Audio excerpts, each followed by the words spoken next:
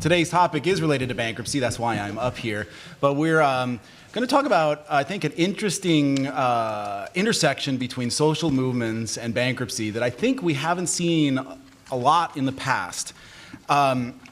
Just as I'm going to frame it and then turn it over to the panel. But if you think in the past that great social cataclysms have shown up in bankruptcy before. Usually we call them mass torts, and so you can go back to 1982 with asbestos the first major bankruptcy by Johns Manville, and of course we've had many other asbestos cases. We've had the Dalcon Shield case, the IUD case with the bankruptcy of A.H. Robbins in '85.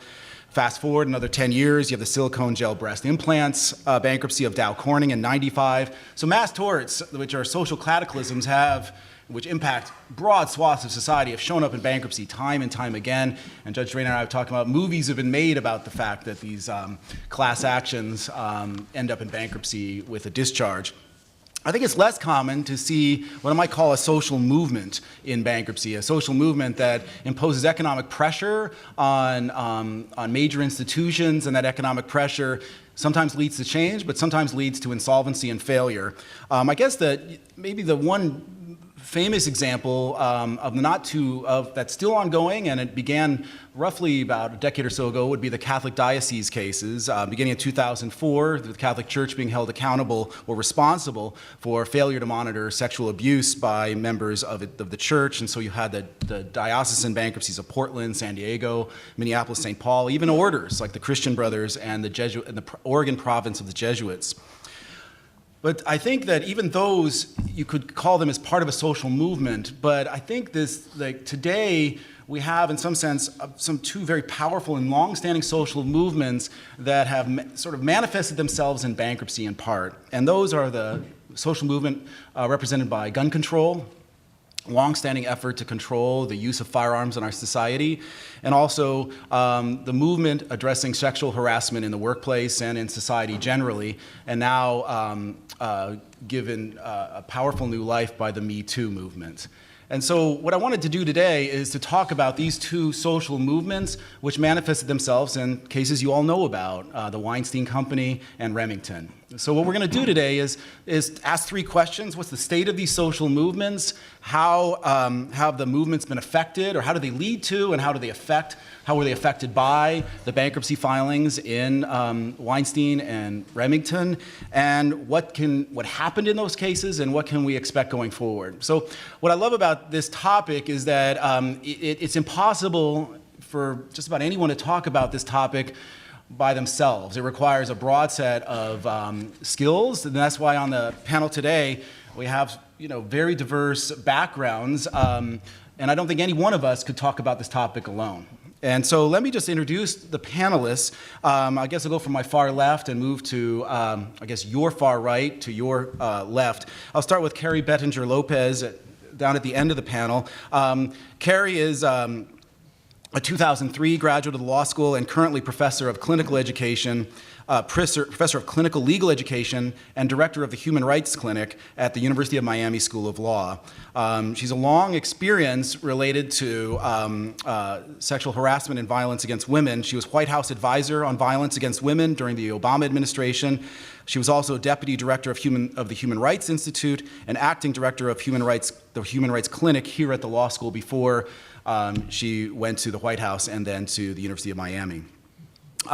Next to Carrie is Sarah Steinfeld, a 2012 graduate of the law school and an associate at Koskoff and Bieder. I hope I pronounced that correctly. Which is representing the Sandy Hook families in the litigation against Remington. She has worked on a variety of med mal, personal injury, and civil rights cases, and barely made it today from work in West Virginia. Next to Sarah is Paul Leek. He's a 1988 graduate of the law school and currently partner and global co-head of the corporate restructuring practice at Skadden. He is a longtime actor in the space of corporate restructuring. He was a partner at Weil Gotshal, then a partner at Jones Day, before now being at Skadden. And of course, in that time, has dealt with a lot of notable cases that you've all heard about. Enron, Molycorp, and his clients have included many that you've heard about, including Aurora and Goldman Sachs. Finally, to my immediate left, I guess your far left too, is Judge Robert Drain, a 1984 graduate of the law school and currently bankruptcy judge for the Southern District of New York, where he has held the position of judge since 2002. Before joining the bench, Judge Drain was a partner at Paul Weiss, and of course, in his role as judge over the past 16 years, you can imagine he's seen some pretty major bankruptcies. But the one that I want to just point out that is highly relevant to today is that he presided over the bankruptcy of the Christian Brothers. Okay, so with that, I think you can see that we got a really neat panel with diverse experience. And I think just that, like I said, the plan of attack is to kind of set the lay of the land of these social movements, take us through the bankruptcy, and then talk about what's next. And I think that the best way to kind of set the lay of the land is to turn it over to Carrie and Sarah to talk about the lay of the land. And maybe, why don't we start with gun control, Sarah, and then Carrie, you could talk to us about Me Too. I guess talk about the Sandy Hook lawsuit in particular. Certainly. I'm not sure if this is on. I think it was already on. Oh, good. Perfect. Nice to meet you. I'm Sarah Steinfeld. As I said, I work at a law firm, a plaintiff's law firm in Bridgeport, and we're representing the 10 of the Sandy Hook families whose children were injured in the shooting in 2012. But I want to start out talking about a specific aspect of the gun control movement. I want to talk about one gun and one statute. The AR-15 is a weapon that was specifically designed in World War II around that time for military uses. It's a weapon that was specifically designed to have a very high velocity capacity. So that means that when bullets are fired out of the AR-15, it causes extreme destruction as compared to a lot of other weapons. It has a rapid loading magazine, so it's easy to switch out magazines and fire the gun for longer periods of time. And it has limited recoil. So that just means that this is a gun that is easy for non-experts to use. You don't have to be an expert at aiming. You don't have to be extra careful at hitting your target. And this was specifically designed for military uses because it's particularly effective on the battlefield. Now, fast forward years after World War II, and this was a weapon that began being marketed to civilians. In the battlefield, it was used as the M16. They basically made it semi-automatic as opposed to an automatic weapon and started marketing it to civilians. Now, this is where we come in. Bear with me a moment.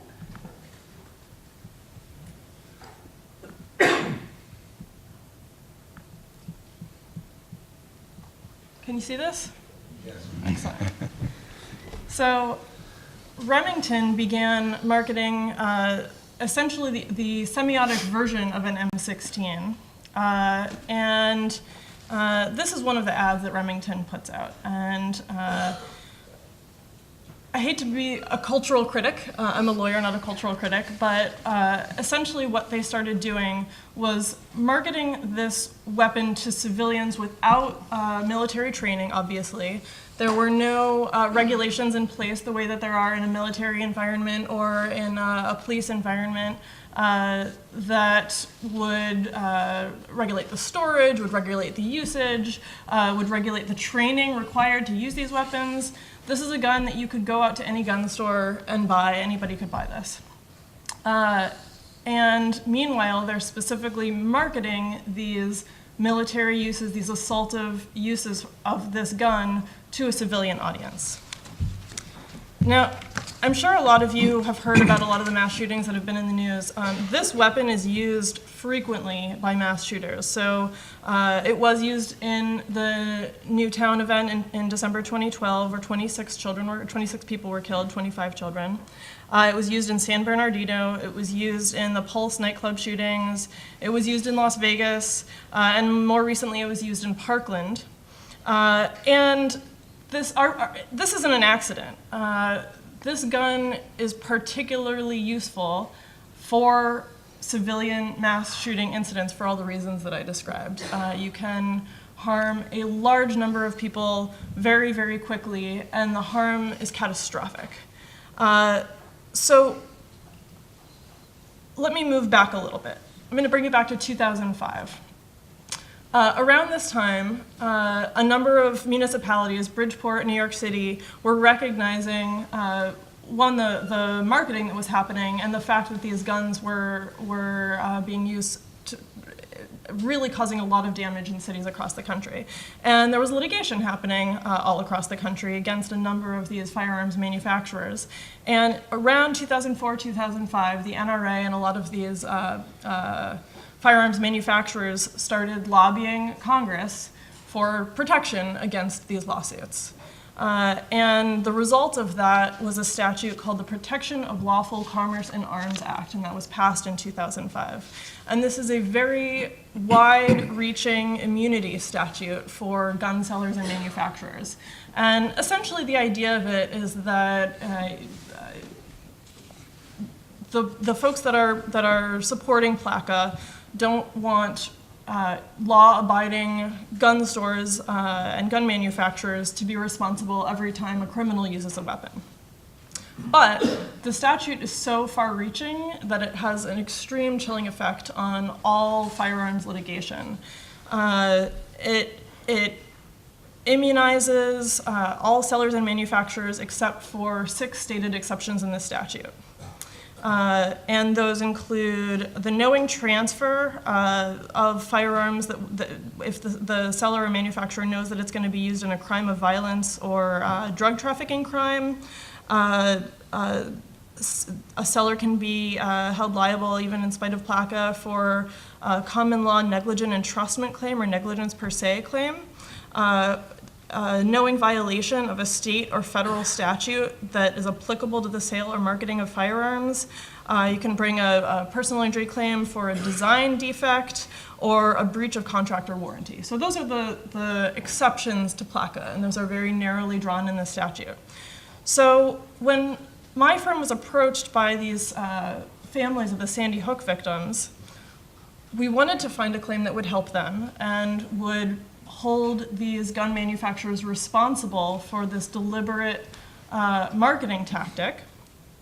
But we specifically had to figure out a way to get past PLACA, this vast immunity statute.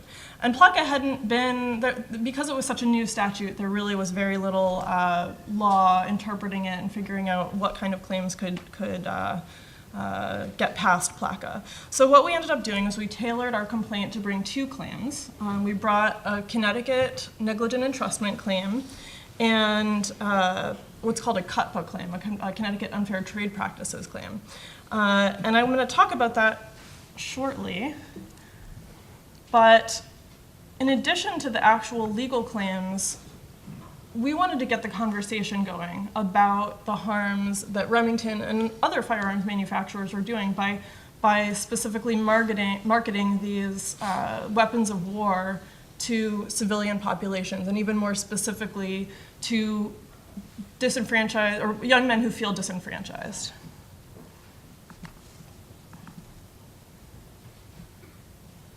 So in 2016, as our litigation is ongoing, I'm sure everybody remembers the primary debates.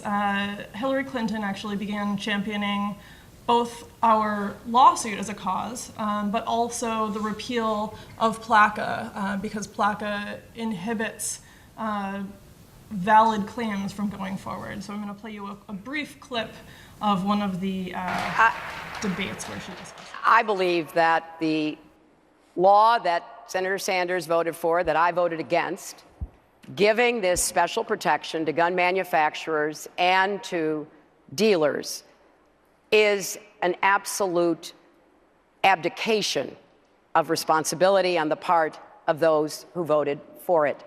This is a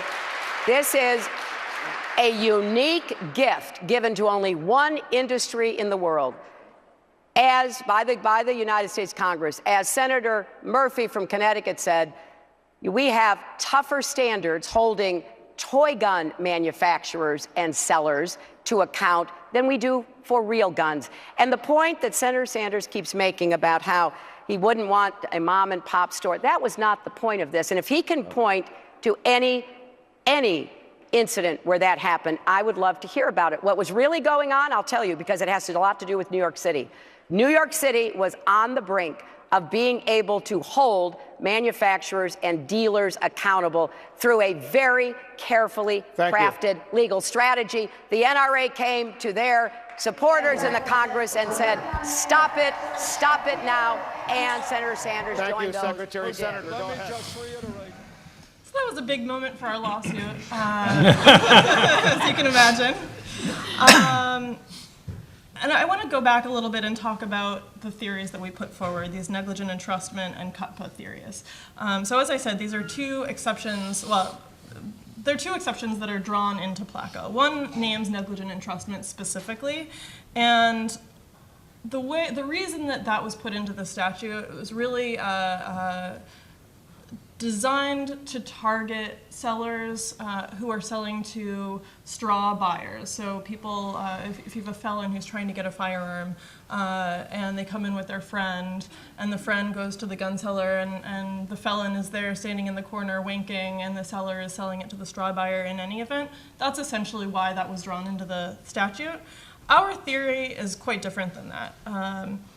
Negligent entrustment is specifically designed to get at sellers who, either with knowledge or reasonable knowledge, who entrust a chattel to somebody else knowing that there's a risk of harm, and when that risk actually comes to pass, those sellers or people those entrusters can be held liable. So when we drafted our complaint, we drafted that to essentially hold Remington liable for entrusting these weapons of war to a wholesaler, and holding that wholesaler liable for negligently entrusting the same weapon to a retailer, and also holding the retailer liable for entrusting the same weapon to the civilian market. And the idea is that the whole way along, they're making these deliberate marketing choices to land these weapons in the hands of, one, a civilian population that isn't trained and isn't regulated to handle these weapons safely, and two, even more specifically, they're specifically targeting young men, as I said, young men who feel disenfranchised. That they should have known, they had reason to know that this was a dangerous population to have these weapons, in part, although not exclusively, because the history of mass shootings that we've seen over the last few years. You know, this may have been a different issue 10, 15 years ago, but we're seeing these mass shootings almost on a weekly basis now. And even back in 2012, they were quite common.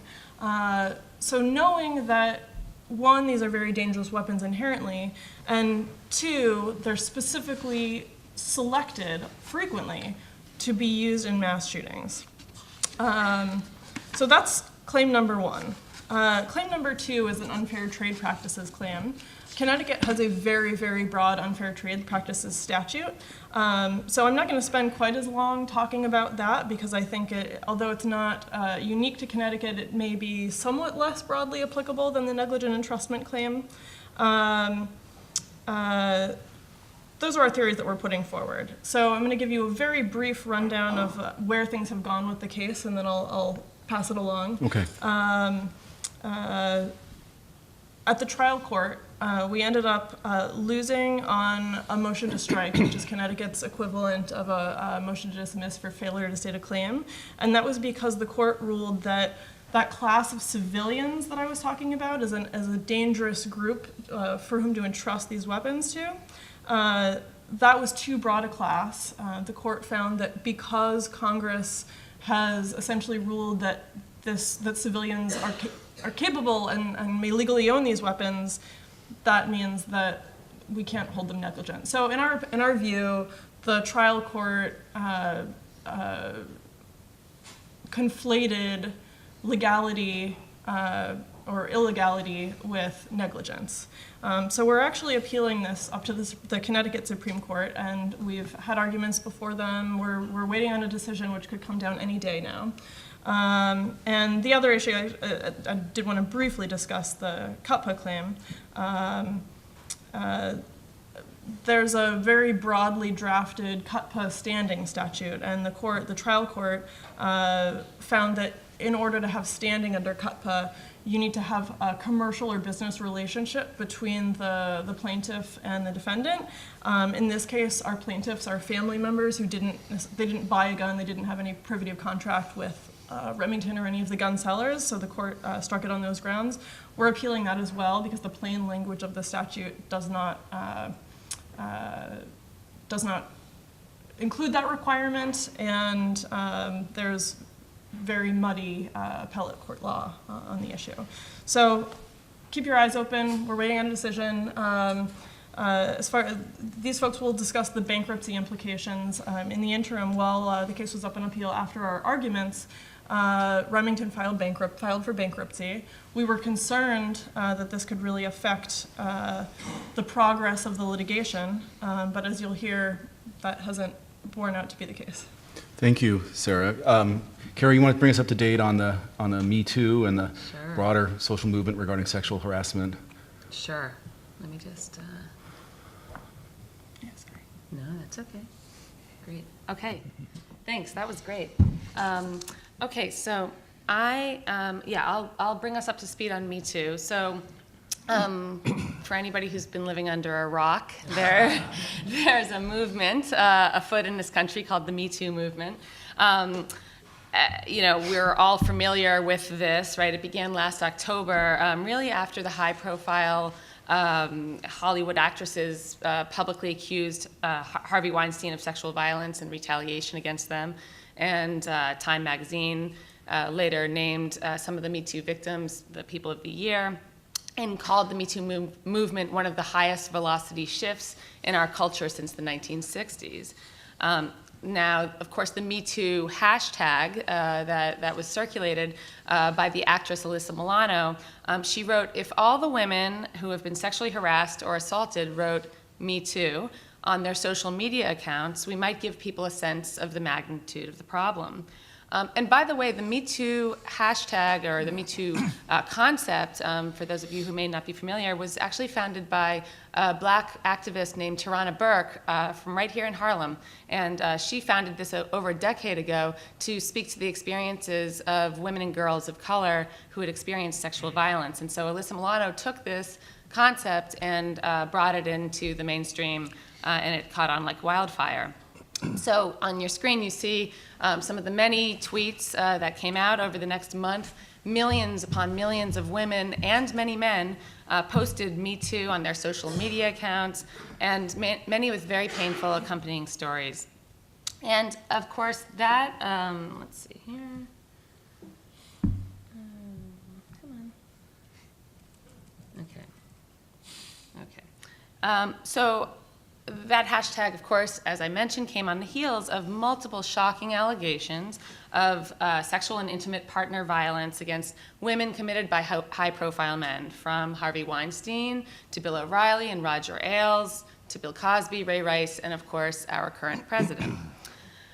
Well, 3 to 5 million people, excuse me, let me go another direction. Okay, is this, would you mind if so 3 to 5 million people participated in women's marches in the United States in January of 2017, hundreds of thousands more worldwide. We have nearly 500,000 people who have signed the It's On Us campus pledge to end campus sexual assault. State and local governments and the Obama-Biden administration really took unprecedented action at the governmental level to ramp up prevention and response efforts. And many people argued, and I would agree, that Weinstein and the Me Too movement really mark a tipping point on both sexual assault and domestic violence in the United States. But where I want to ground this discussion is that Me Too didn't arise out of thin air.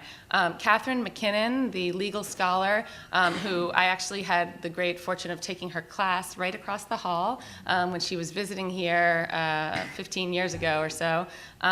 She's, of course, one of our preeminent legal scholars and really coined the term sexual harassment.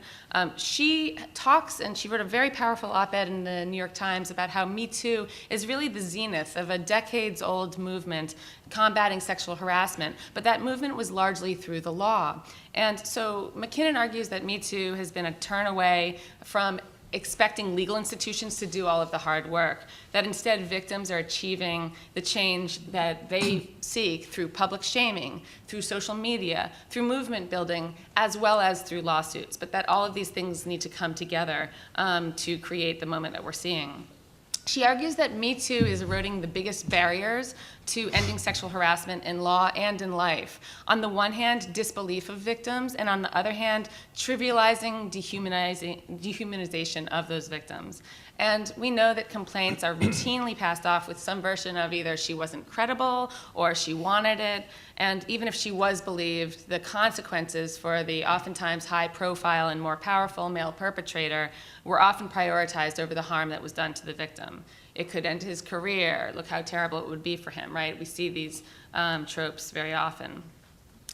McKinnon argues that it's widely thought that when something is legally prohibited, it more or less stops.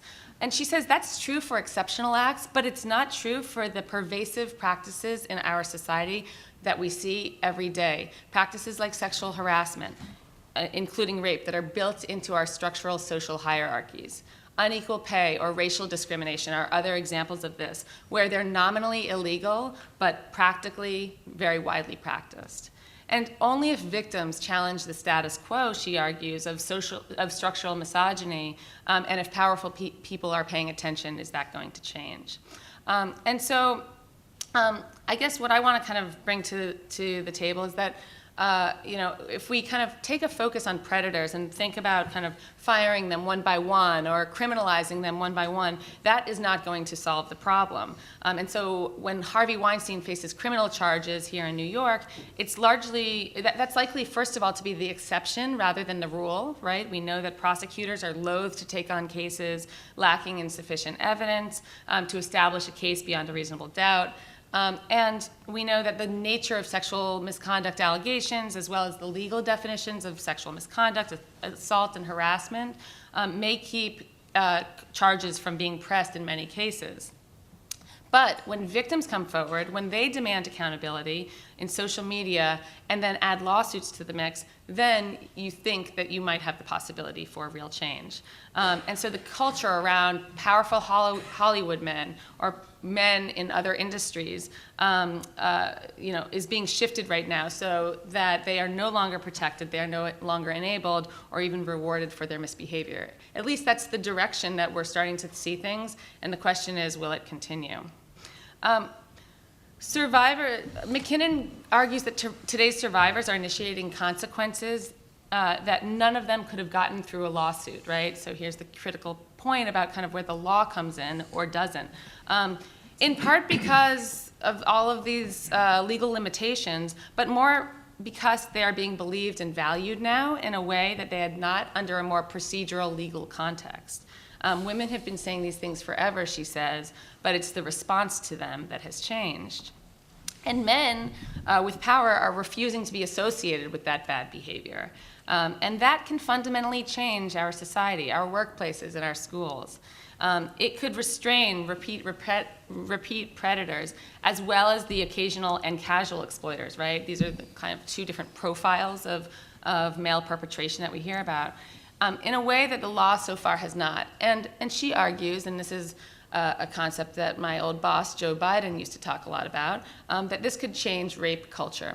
I just want to take a moment just to talk about what I mean by rape culture, because that doesn't mean that this is a culture here in the United States where rape is the dominant social norm, but it does mean that we live in a society or an environment where our prevailing social attitudes have the effect of normalizing or trivializing sexual assault and abuse. So we can talk about victim-blaming behaviors, or sexual objectification of women, or trivializing rape, or denying widespread rape, or refusing to acknowledge that the harm caused by sexual violence can bring upon a person. So Me Too has come about, and it means different things to different people. It's been used in different communities, from Hollywood to the low-wage farm worker industry to other blue-collar jobs. Many activists and workers and victims are standing up. For some people, Me Too is about building awareness and empathy for victims. For others, it's about challenging policies or laws. For others, it's about offering better options for reporting. Challenging social norms is another purpose. Changes to the K through 12 context and re-examining masculinity. Those are all places in which Me Too has come about.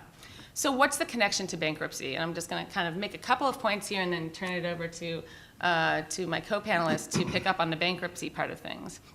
So from Hollywood actresses to the blue-collar workers to the undocumented migrant farm workers, all of a sudden there is a voice for sexual assault victims in even unexpected places like a bankruptcy proceeding.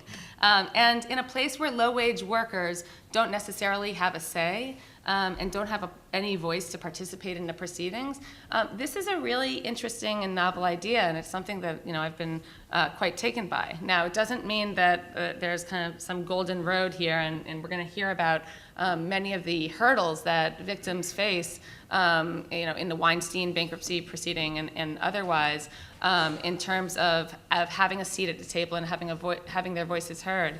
But it's a really interesting avenue.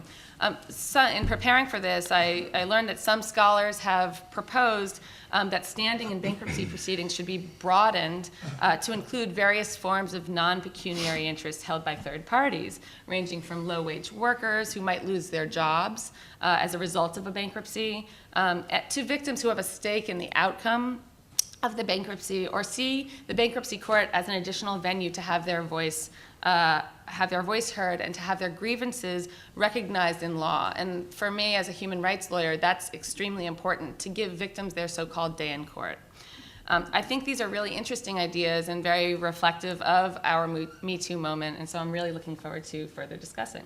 Thank you, Carrie. So we have these two social movements that have put enormous pressure, as we all know, on a variety of institutions, some of it financial, but on retailers, manufacturers, Hollywood, companies generally. And so what I want to turn now to think about is to turn to Paul and Judge Drain, is to think about how these pressures, particularly the financial pressure, played itself out in the two cases we want to talk about today, Weinstein and Remington. So the two questions are, to what extent did these social movements and the pressure they impose precipitate these bankruptcy filings, and how have the cases played out, particularly with respect to the treatment of the victims or the proponents of the social movements? Maybe, Paul, we start with you. Sure, I'll go first. The first question, the threshold question is, what does this have to do with bankruptcy? And we all asked ourselves on the prep call. But by the end of it, we understood the theme. And so it's kind of very interesting. So I thought it made sense to talk about what happened in the two cases we're talking about, the Weinstein case and the Remington case. Start with the conclusion and then kind of work back and give you some more facts, and we have the basis for our discussion. The conclusion in those cases as it relates to treatment of the contingent litigation claims we're talking about were as follows. In Remington, the company was reorganized, and what that means is the litigation claims are going to be determined in the ordinary course over time in the judicial system and through settlement, and will be paid by reorganized Remington, presumably $100 unless reorganized Remington fails in the future again. Contrast that with what's happening in the Weinstein case. In the Weinstein case, the company was not reorganized on a standalone basis. It was sold to a third party. And what happens in that context is these sales are done free and clear of claimed liens and encumbrances, including the litigation claims. So there's a pot that's created for the benefit of all creditors. And what's going to happen is those litigation claims will be, your litigation claims, will be determined over time in the same judicial process and settlement process, and then have access to what's left of the sale proceeds after paying priority claims. And based on the current view of the numbers, and I don't have any inside view of those, just looking at what's publicly available, it looks like there will certainly not be enough, because you're sharing at that point with general unsecured creditors and these litigation claims, pari passu against the residual in the sale proceeds, and the numbers look like they're going to be significantly less than 100 cents on the dollar. So two very different results for litigation claims. Just to nail that down, it means that the Sandy Hook families, if they win, presumably they're going to get paid 100 cents in full, even though Remington went through bankruptcy and restructured its debts. Mm-hmm. The Weinstein victims, they will get a few cents on the dollar. So yeah, I don't know about a few, but it's not 100 cents for sure. They're not going to get paid in full. Yes, not paid in full. We can put it this way, that the company was sold for a certain price, leaving about $50 million, I think, for unsecured creditors, and trade debt alone accounts for 43 of that. So, Correct. So very different recovery profiles, and the question is you have to ask yourself why, and then we're going to back now into a little bit more facts. We're going to have the basis for a discussion, but hint, it has nothing to do with the different nature of the claims, the more sympathetic nature of one group claims versus others. It just has to do with dollars and cents. Let's talk about Remington, do it very quickly. As you heard, gun manufacturer. In the year preceding its Chapter 11 filing, it faced major decline, significant decline in revenues, and significant litigation arising out of the Sandy Hook litigation. And interestingly, in the papers, the debtors didn't put that down as the reason for their filing. You asked the question of what they say precipitated the filing. The interesting story was that in anticipation of Hillary wait, Clinton. it all goes back to Hillary Clinton. Yeah, it does. In anticipation of her winning the election, they had a big inventory buildup, which hit their liquidity. Why the inventory buildup? Because the assumption was there would be stricter gun control laws post-election, and they assumed there were going to be a run on gun sales in anticipation of those stricter gun laws, and that didn't happen, obviously.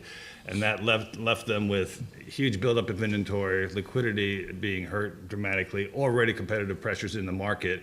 And so facing major liquidity concerns, and that's what they talked about when they went into court and talked to the judge about it. So they filed.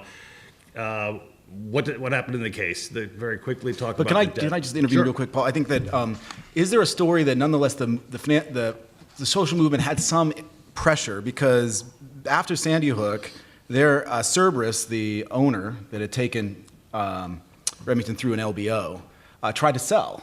A number of its investors didn't want ownership of this gun manufacturer, and Cerberus had a hard time selling it. It took on debt to pay off the investors who wanted to liquidate their rights, but banks were unwilling. I've only read this in the media, but my understanding is that banks were reluctant to finance a purchase of Remington because of the negative publicity of being associated with the sale of a gun manufacturer. Yeah. Could you argue that some of that background played into the Remington's situation, or just think that's more kind of? I'm sure it had some influence for sure. The question ultimately is do you believe the story they told the judge? And ultimately, I'll tell you, as a practitioner, I tell the story that I believe is the truth, because the last thing you want to be caught on is a whole bunch of stuff for no reason, because it could have told that story as well. So what do I think caused their liquidity crisis that caused the filing? I think it was what they were emphasizing. Because we're going to come back to why do they take position and assume these liabilities? Ultimately, again, go to the bottom line, is somebody made a hard-nosed economic determination that those claims were going to be manageable. And a lot of people don't want to hear that, but someone made that determination and said we can pay those over time. To your point, so it may have had some influence, but what precipitated the filing was probably the liquidity crisis they were talking about. Sure. But Go ahead, sir. I think that in terms of public perception, it's probably easier to forgive debt and take stock than to come up with new money to finance a company that is being hit in the media every day. So I think they might have been able to do it out of court with less pain, but we'll never know unless you were in the meetings. Well, I'm going to simplify this because we're going to run out of time. So the bottom line of what happened in the case, the 3 levels of secured debt, ultimately the first lien debt effectively rode through the bankruptcy. People in the case will shoot me for this description, but effectively rode through the bankruptcy. The second and third lien debt shared the equity, converted their debt to equity, and shared the ownership 80-20, and then reorganized on that basis. And the most important thing for purposes of our discussion was what happened to the unsecured creditors. And as I said earlier, the general unsecureds, including contingent litigation claims, rode through the bankruptcy. And you ask yourself why. We reached that conclusion earlier. It's basically that hardcore economic decision. Contrast that with what happened in Weinstein. Can I just a quick intervention? Yeah. I know we're running out of time, but from talking to people involved in the Remington case, I think what's interesting is that the understanding was that it would be World War III to try to restructure the claims of the Sandy Hook victims. So better to avoid that delay and the costs of trying to restructure that than to just have the bankruptcy case have no impact on those claims. Why is that better? Perhaps because of Paul saying that some may view that the probability of success may be low enough that Remington's creditors didn't worry as much about restructuring the claims of the Sandy Hook victims. The case was done as a prepackaged bankruptcy case, and that means you cut your deal with the people that you think you have to cut your deal with. In this case, $1 billion of lenders in 3 different groups, and go into court with your votes already solicited, and you knowing that you have the requisite approval for purposes of going in front of the judge and asking for confirmation. And the case lasted 60 days, I think, from beginning to end. Right. And the savings in a case of 60 days versus a 9, 10 month, 11 month case is tens and tens of millions of dollars. And you balance that against that, plus not only those costs, impact to the business in the meantime, distraction of management of trying to make the business work long term. You weigh that against what you think the costs are going to be, and that's the hard-nosed economic analysis that's made. In Weinstein, do that very quickly as well. October 2017, a couple articles came out describing the allegations against Harvey Weinstein. It immediately impacted the business overnight. 25% of the employees were gone within a few months. Litigation commenced, defaults were called by lenders, and counterparties were trying to get out of their contracts with the company. The company had to react immediately. The first thing they tried to do was to sell the company out of court. They ended up with a deal, and again, simplifying this dramatically, they ended up with a soft deal, I'd call it, because it never got implemented, that contemplated a victim's fund of, rumor is, between $20 and $30 million. And over time, with an improvement on that bid, potentially as much as $80 to $90 million. Ultimately, that bid failed at a point where the company was out of resources to continue out of court to try to resurrect a different deal or fix that deal, and filed. And when it filed, it asked the bankruptcy judge to implement a auction, as we do very often in bankruptcy, to sell the company. And the result of that was a bid that was lower, but more importantly for purposes of our discussion, did not contemplate any victims fund. And again, you ask yourself, well, why did that happen? And there was a economic calculus done by the second bidder compared to what the first bidder probably went through. The first bidder said, I'm not going to run this through bankruptcy. I'm going to try to reorganize it out of court. And I understand the huge PR hit there is to this firm. So if I'm going to try to do it in this way, and I look at the value of the company and the price I'm going to have to pay for it, I take all those variables and say, I think I can commit 20, 30, and maybe more $1 million for any number of reasons to make this work for me.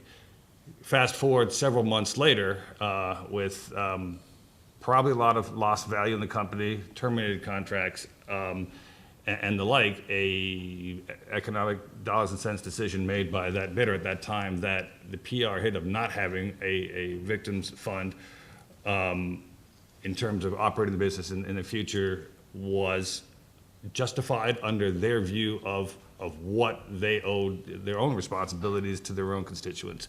And so very big difference in the outcome, having nothing to do with the sympathetic nature of the claims, but rather exactly how the different economic parties look at the dollars and cents of the deal.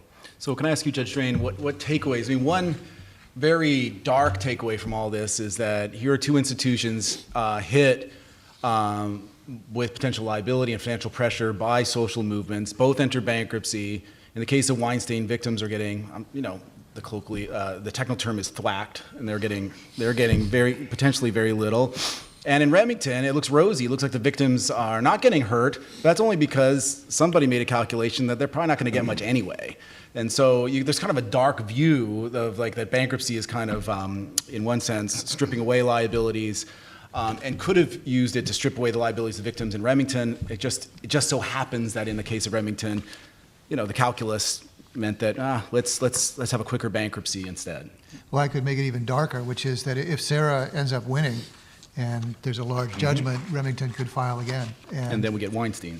And it's important to note that in corporate bankruptcies, Congress has really restricted enormously what type of debt is not subject to the discharge. Individuals have a fair number of different types of debt they incur, including for willful misconduct, that is not subject to their discharge in their personal bankruptcy. So if Harvey Weinstein ever files bankruptcy, and he's found liable for sexual abuse, that would not be dischargeable. But in corporate bankruptcy, Congress has really limited it basically to certain types of securities claims and False Claims Act claims. So they've made that decision. Bankruptcy for corporations is much more of a collective proceeding, and Congress has set the priorities with secured debt first, administrative debt for the cost of running the company second, and then unsecured claims and stock claims below them. And that includes claims for torts as well as claims for borrowed money or trade debt.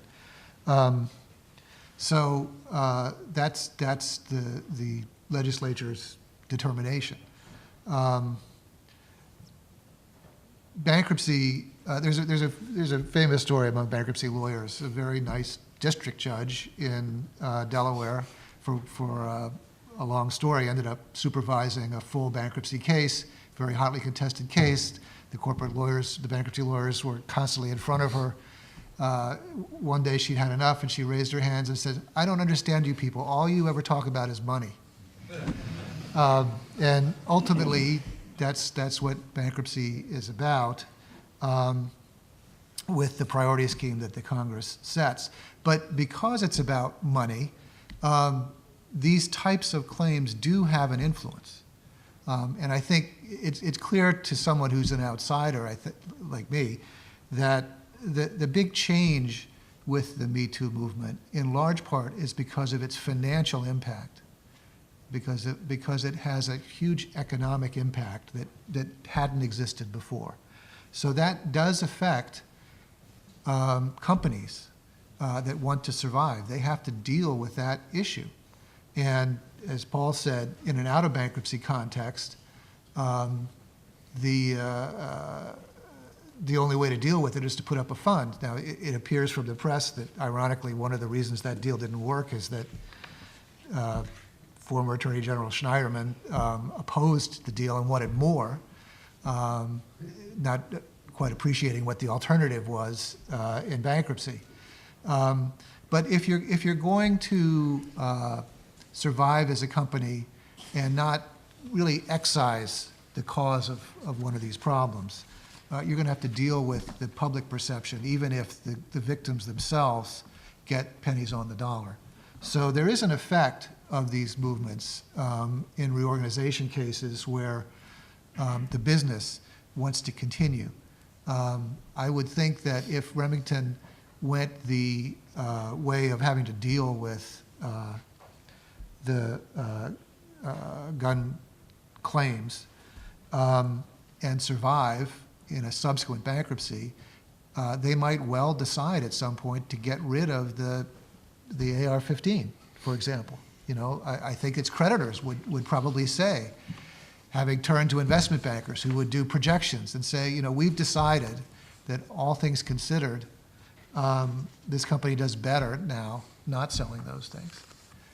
You know, the asbestos companies challenged the asbestos claimants forever and sought ways to minimize those claims, but they stopped using asbestos. And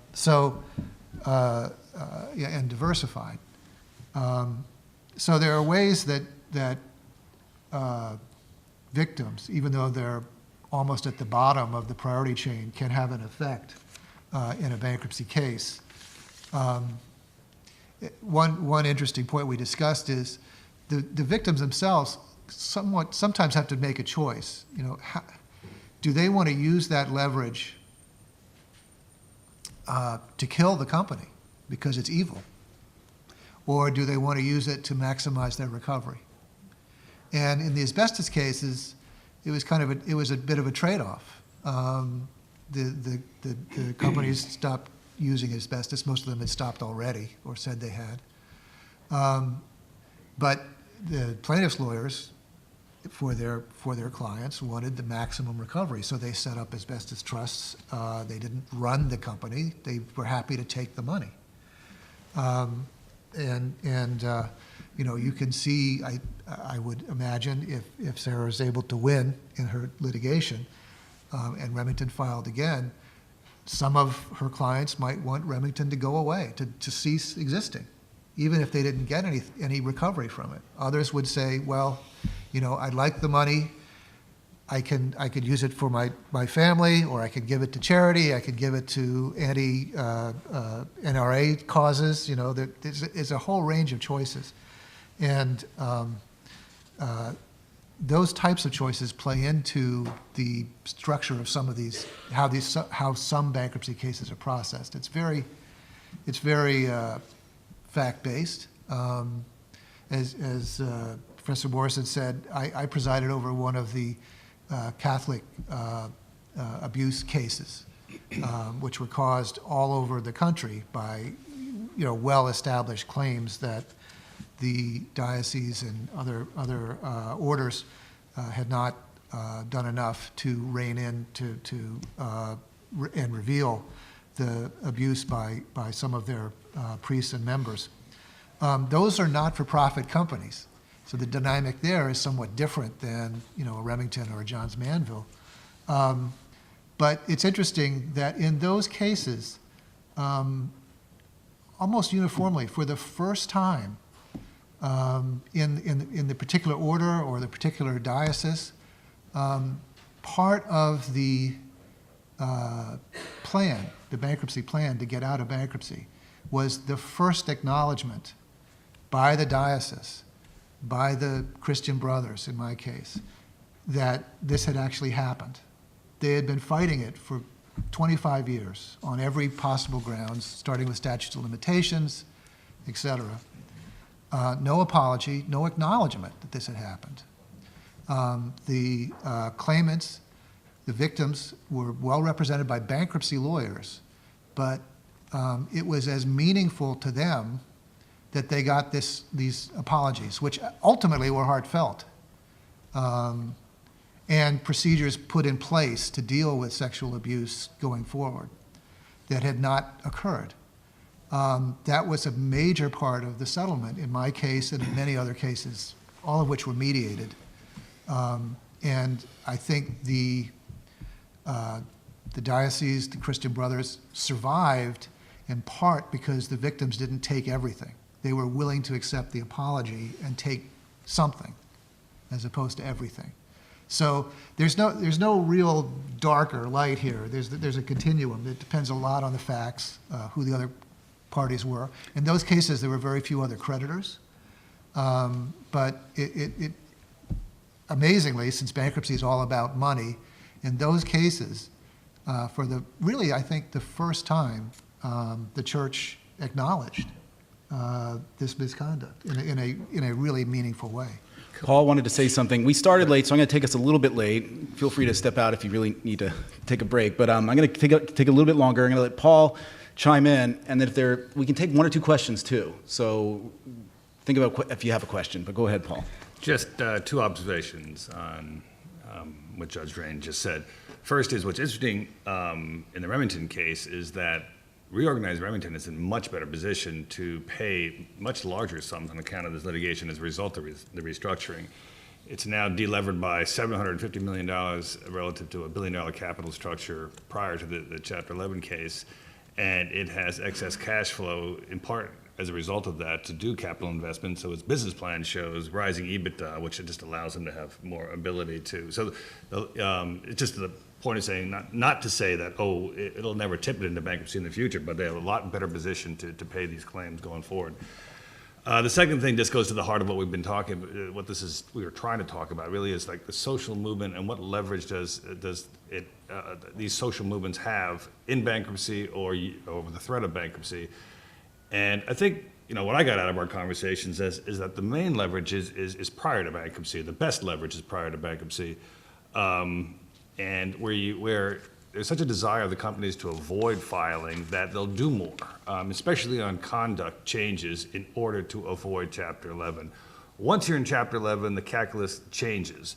There's only so many ways you can fix a company or reorganize a company. Two of the main ways are to sell the company and to reorganize it on a standalone basis, which simply means that people sitting at the table who are already captive agree on exactly what this company is going to look like on the other side and who's going to own it. When you sell the company, the ability to influence conduct on the other side once the claims are left behind is minimal to non-existent. And then more so, there is an ability to impact conduct. But as Judge Drain say, you might have to, as a litigant, decide: do I want to pursue my claims on a damages? In which case, even on a standalone reorg basis, they will be dealt with as dollars and cents and not more than that. Or do you want to compromise that in part in favor of trying to seek conduct amendments, or changes by the company going forward? Restructuring, the last point I'd make, restructuring is incredibly flexible. Under a plan, you can basically do anything that you can convince people to go along with, and that's consistent with some pretty basic rules of fairness in the bankruptcy code. And that's where you could see change, but careful what you ask for in terms of pushing and threatening to push into bankruptcy, because once you get there, your influence probably does decrease as a litigant.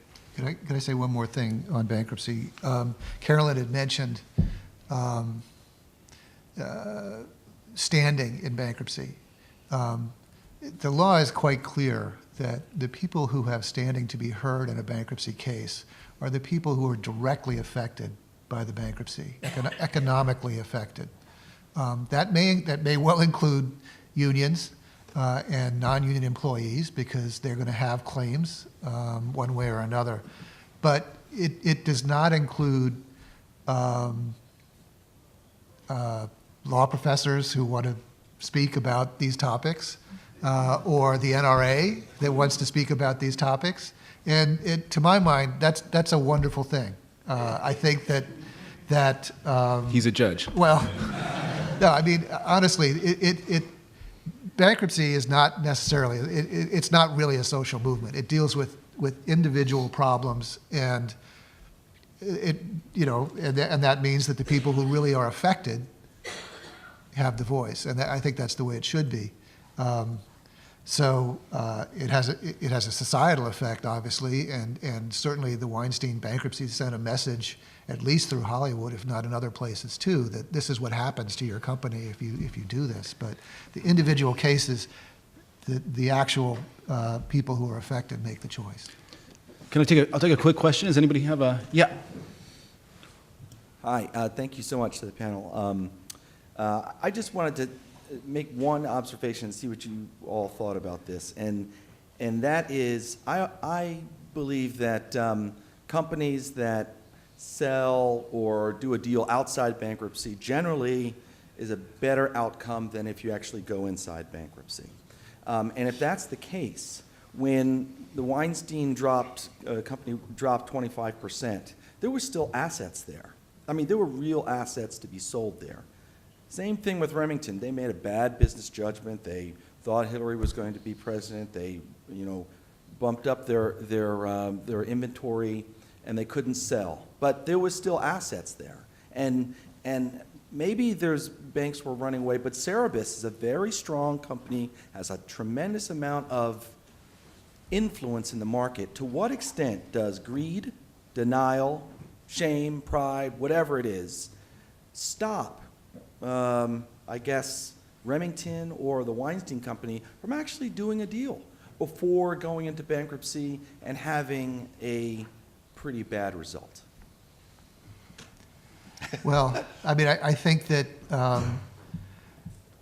I'll give you an example of uneconomic thinking based on public perception. I had a large case that involved the need to restructure union contracts, the Hostess Bakeries case.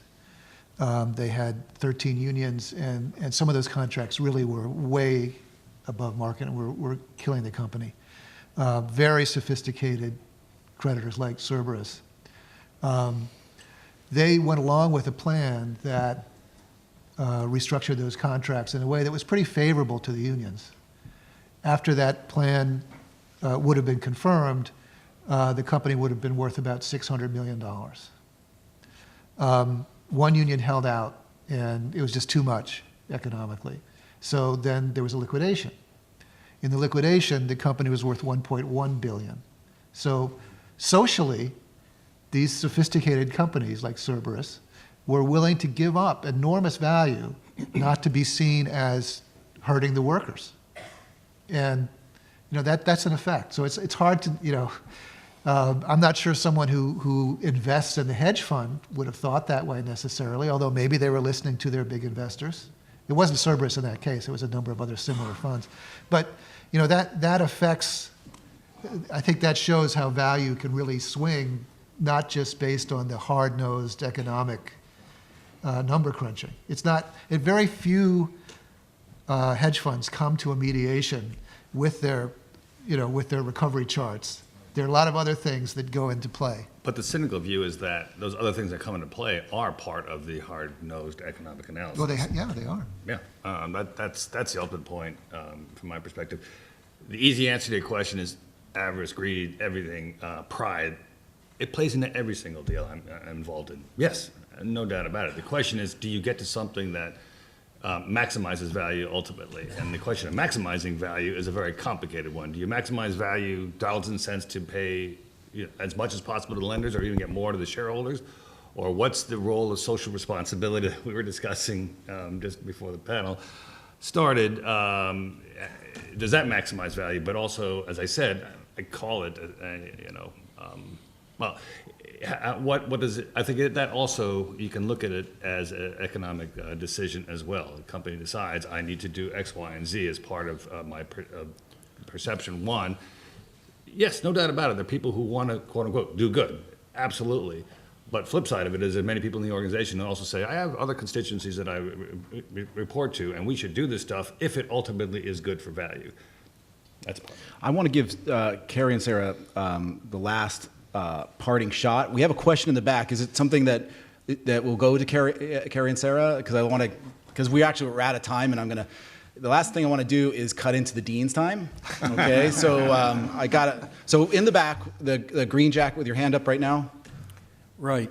It does relate to this. The problem with this panel thematically and relates is the relationship between social control and law.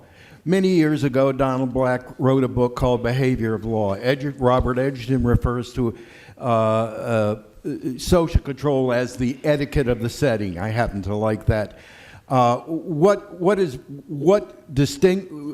the impact is on behavior of law ultimately is got to be joined with a thorough analysis of the force of social control about which you are discussing.